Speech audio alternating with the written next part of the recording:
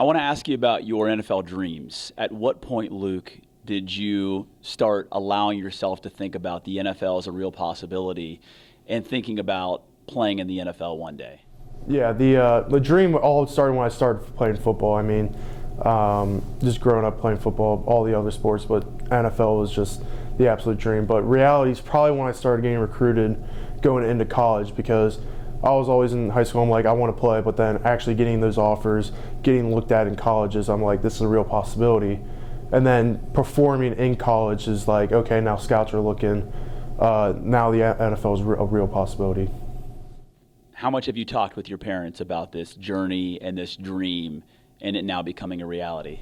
Yeah, I talk to my parents all the time, really my siblings and my wife all the time. We, just playing all throughout college, I think everyone knew that they can see me in NFL and play. But really this past year or two is just like, what are you gonna, like, how are you gonna train, where are you gonna train, all that stuff for this, for the combine. And then in the NFL is like, what teams do like you, what teams don't like? I was like, I don't know, honestly, we'll see what happens and when we get to that moment. So Have you had any conversations yet with any teams? I know a lot are going to happen at the Combine. Is that something that has preemptively already happened somewhat? Yeah, so I went to the Hula Bowl, and I was able to talk to some scouts there. It was great conversations talking to those teams, and I'm just excited to talk to them more at the Combine. The Combine can get kind of crazy, kind of weird. You can get some weird questions. Are you doing any prep in advance, knowing what's coming from NFL teams, or is that something you even think about?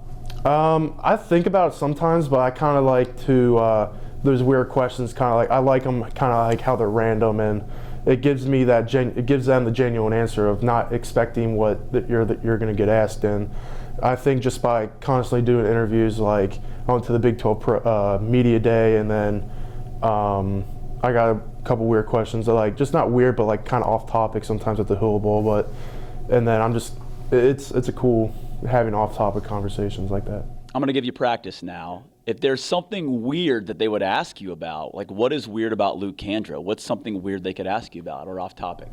Something weird? Well, the weirdest question I ever got was what kind of, like, talking about UC, was like, what kind of food is your team represented? That was like, that threw me off. I needed like 2 or 3 minutes to respond to that. What kind of food represents your team the best? That kind of thing? Yeah, it was very weird. I was like, I didn't even answer. I don't even think I answered. It was just like, what are we? I was like, I really have no idea. It was so off the wall. Let me ask you this: what kind of food best represents you? That's where you get me. I still have never got an answer to that, or for myself. So I'm not sure. So you don't have an answer for that one. Weird questions are going to be coming. Yeah. Like they might ask you, how long have you had a beard? Why do you have a beard? How long? Probably, I mean, I wasn't able to grow one probably for the past 3-4 years, so, okay.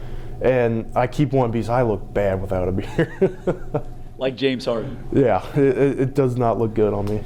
Teams really, really respect the captain label, and you have that. I know for one that the Cincinnati Bengals and Zach Taylor and his approach to drafting has been huge about leaders and captains and guys who know how to win. Do you feel like you're one of those guys? Yes, I do.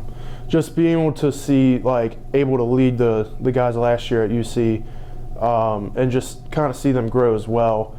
And being in that leader role really kind of exemplifies, like, their success is my success, their failure is my failure. And that's one thing about being a leader is that you have to take the good and the bad.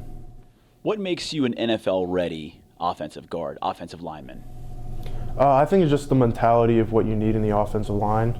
I think I have all those traits of being able to have the confidence and the technique to really have success on that position. How much did playing at Elder, playing in the GCL South, having that kind of competition prepare you for where you are right now at this moment in time for you? Yeah, playing at Elder and really just hold the GCL South there's a lot of talent that goes through there every single year, whether guys going D1 and just guys at previous Elder alumni like Kyle Rudolph, Eric Wood, playing in the league for a very long time. Is just really just an honor being in there, playing there, seeing their jerseys up on the weight room walls, and that's always another goal of mine, is just getting my jersey up there too. As of last August, I believe you're a married man now. How different has that been now? You're about to be a pro. You've been married for a while now. Balancing that new version of life for you, what has that been like for you? Right now it's going to be very strange in these next couple months because she's in school now, and depending on what team I go to, she's going to stay here in Cincinnati to finish up. But it's going to be weird, but we did the long distance dating and stuff like that through our time, so we've had the practice, and it's going to be weird, but it's going to be good. A small price to pay for what's going to be a big payoff for you guys, exactly. I'm sure, and hopefully a big payday for you, Luke. Look, it's okay to dream, right? Every kid has a chance to dream. You talked about dreaming since you were young when you started playing football, about playing in the NFL. The next level of that dream, I have to imagine, would be staying at home to play in the NFL. I imagine you're going to have some conversations with the Bengals. What would it mean for you, Luke, to be able to stay home and play for the hometown Bengals? I mean, it'll be a dream come true to play for the Bengals and really every other team. But just growing up, being a Bengals fan, being in Cincinnati, I always thought about playing for the Bengals. But it's going to be a real honor playing for them and any other team. Do you look around at different teams and kind of see what their needs might be and just wonder, okay, maybe that's a landing spot for me, because obviously the Bengals could be one of those spots? Yeah, I do. I mean, that's kind of really just the job now is one team's one guard might be retiring or gets injured or something, like free agency. But you got to look at the good and the bad of each team, and that is something that I got to look at and continue to look at. As far as the combine goes, what are some things that you will be doing, drills, challenges that you think you will excel at already? Just at the combine drills, I think the bench press will be a pretty good one for me, and really the 40-yard dash, which isn't really big of a thing for offensive linemen, but it's still cool to look at and watch other people do. So. Well, now I got to ask you, do you have any idea what your 40 time is? I'm hoping for probably 4.9, but that's sub 5. Yeah, sub 5. That's my goal, but that's my goal. Yeah. So you view yourself as a very athletic offensive lineman? Yeah, I like to think so. Yeah. That's incredible, man. Is that something that you're practicing a lot? Have you actually worked hard on that 40-yard dash? Yeah, I've been really focusing on the other drills like the 3-cone, the shuttle, the 5-10-5 drill a lot. Same with the 40, and really. I always thought the 10-yard split of the 40 is really important for the offensive line because of the explosiveness. But yeah, we train that 2 to 3 times a week just with my coach. And have you hit 4.9 before? I have hit a 4.9 before, yeah. So it's just about the nerves in the moment, executing. Yeah. As far as bench pressing goes, what could you bench? What's your max? Max, I think the most I ever did was 475, 480. How did that compare to your teammates?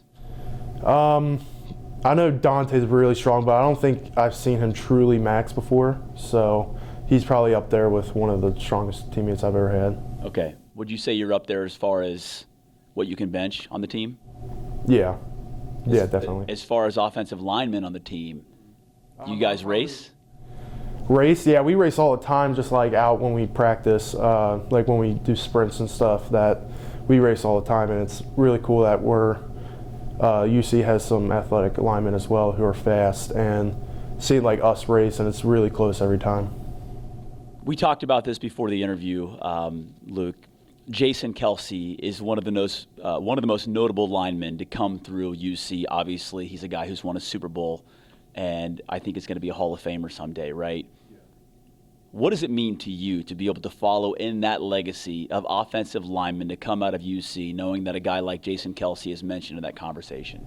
I mean, it's a complete honor being in that same conversation as Jason Kelsey, because what he's able to achieve for such a long time for the Eagles, winning a Super Bowl, just the person he is, the father he is, with all the documentation and stuff that they've been doing with his family.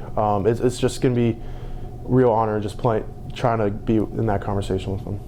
How much pride do you take in wearing that C-paw and also just being a guy from Cincinnati going to the NFL? How much pride is there for you, that Cincinnati pride in that?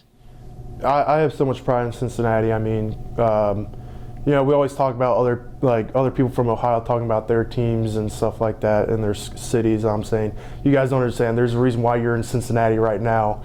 That Cincinnati's the best town around, and compared to like people say like Dayton or Toledo or something like that. It's just funny having them be the reason why they're in Cincinnati right now playing football. And I know we've talked about this. You feel like Cincinnati has not just the best high school football in the state, but possibly one of the best in the country. Yeah, it's 100% probably, in my biased opinion, best in the country. I mean, every year there's always guys going D1, guys playing in the next level in the NFL, and just always having that competition of, you know, just athletes in general, not just football and every other sport. Last question for me, because someone might need this room. Take me through the draft moment for you. I know it's probably hard to visualize that now, Luke, but hearing your name called, getting that phone call from a team, what might that moment be like for you?